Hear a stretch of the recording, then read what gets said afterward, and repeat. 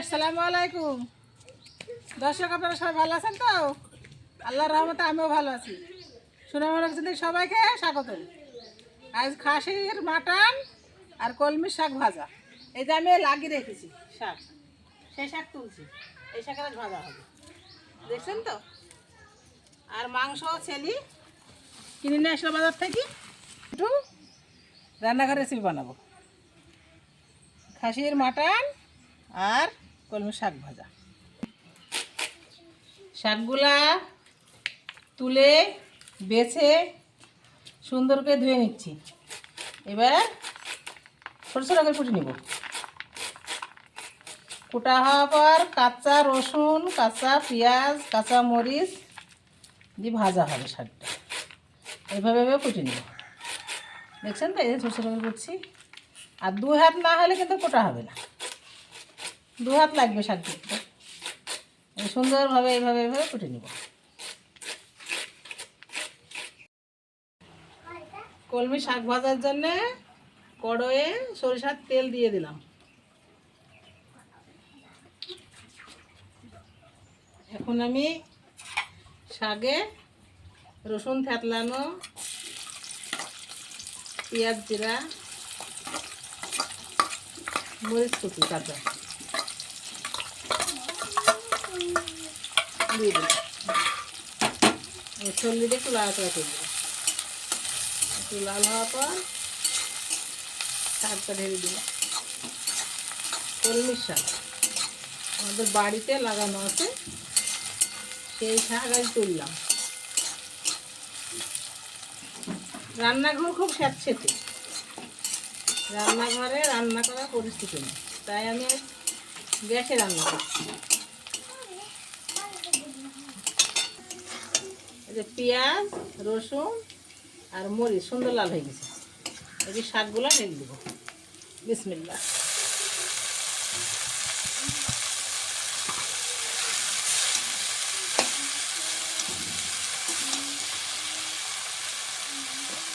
লবণ দিয়ে দেবো স্বাদ মতো।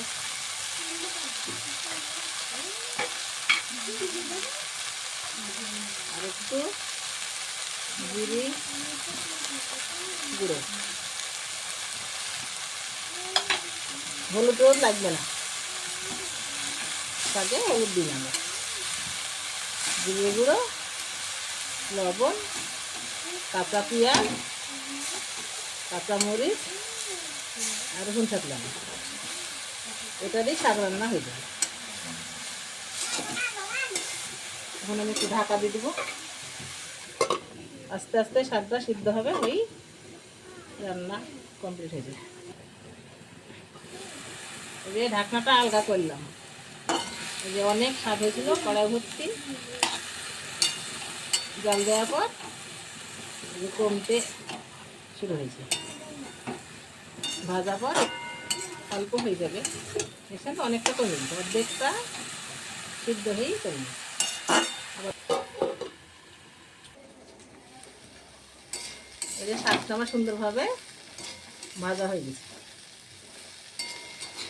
লাল লাল তো হয় না শাক ভাজা, অনেক শাক কইমি অল্প হয়, সিদ্ধ হয়ে গেলে ভাজা হয়ে যায়। এবার আমি শাকটাকে ঢেলে নিই। শাকটা ঢেলে নিলাম।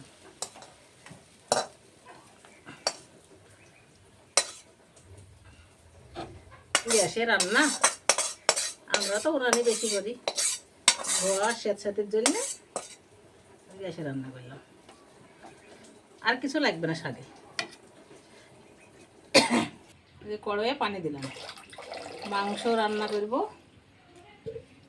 তাই পানিটা গরম করে নেব। এই যে পানিটা আমি গরম করতে দিয়েছিলাম, গরম হয়ে গেছে। আমি যে বাটিতে ঢেলে দিলাম। গরম পানিটা দিলে মাটন কষা খুব টেস্টি হয়।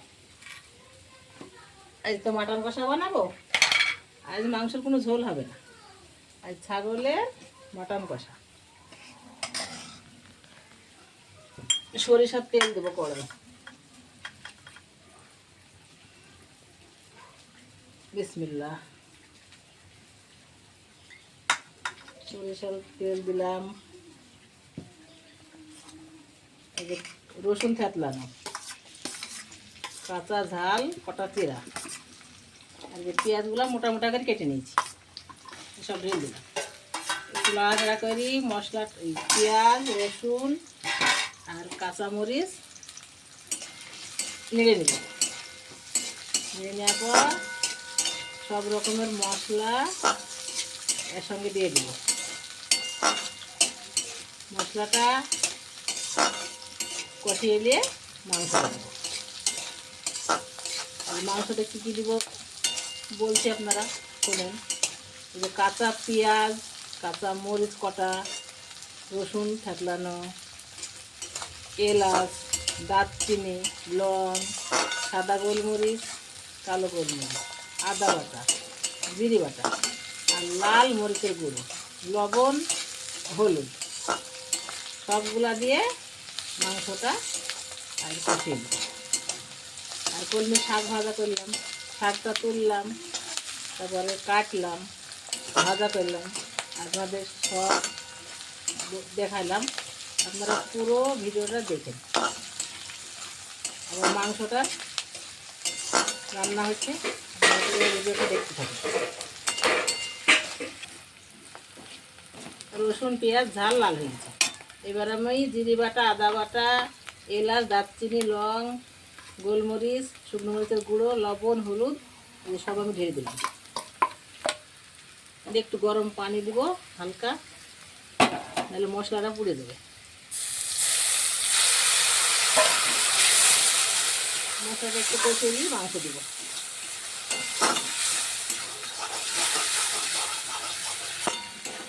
মশলাটা সুন্দর করে কষানো হয়ে গেছে, উপরে তেল আসছে।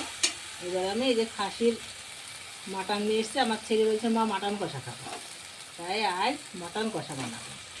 ঝোল মাংস তো অনেক দিনই খাওয়া হয়, আজ মাটন কষা হবে। মাংসটা সুন্দর করে কষিয়ে দেবো। আর ঝোল বানাবো না, মাটন কষা, খাসির মাটন কষা। আপনারা সবাই ভিডিওটা দেখুন কীভাবে মাংসটা রান্না করছি। সহজ পদ্ধতিতে ঘরোয়া রান্না, চেষ্টা করলে সবাই পারবেন। আপনারা আমার ভিডিওটাকে ফলো করবেন। এবার আমি একটু গরম পানি দিয়ে দেবো। পানিটা মরে গেলে কষানো হয়ে যাবে, যে আমার মাটন কষাটা। এখন আমি ঢাকা দিয়ে দিব। এই মাংসটা চাপি ঢাকা দিয়েছিলাম, হালকা করলাম। দেখছেন তো কত সুন্দর ফুটছে আর ভাব বেড়েছে। লাড়াচাড়া করি, ঢেলে দেবার চর্বিগুলা যে ঝোল ফুটা পর দিব, না হলে গলে যাবে। চর্বিগুলো দিয়ে দিলাম, আবার ঢাকা দিয়েছি। এই যে মাংসটা কষা হয়ে গেছে। আস্তে আস্তে জাল দিয়ে লেড়ে লেড়ে সুন্দরভাবে কষানো হয়ে গেছে। বুঝছেন তো কত সুন্দর হয়ে গেছে। আর কি মাটন কষা আর কলমি শাক ভাজা। আপনারা পুরো ভিডিওটা সবাই দেখুন। আপনারা সবাই আমাকে সহযোগিতা করেন। আপনারা নতুন হলে আমার চ্যানেলটিকে সাবস্ক্রাইব করেন। আমার ফেসবুকে পেজ খোলা আছে, আপনারা ফলো করেন। আপনারা সবাই ভালো থাকবেন, সুস্থ থাকবেন, সুন্দর থাকবেন।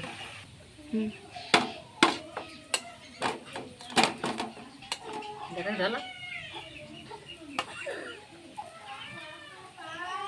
এই যে মাংসটা আমার কষানো হয়ে গেছে, মাটন কষা সম্পূর্ণ রেডি। আর এত টেস্টি হবে খেতে, দেখছেন তো। এই যে মাংস, এই যে ললার সঙ্গে মাংসটা সুন্দর এই মনে হচ্ছে ললিপপ, খুব সুন্দর লাগবে খেতে। আর আপনারা সবাই ভালো থাকবেন, সুস্থ থাকবেন, সুন্দর থাকবেন, আমাকে সহযোগিতা করবেন। আল্লাহ হাফেজ।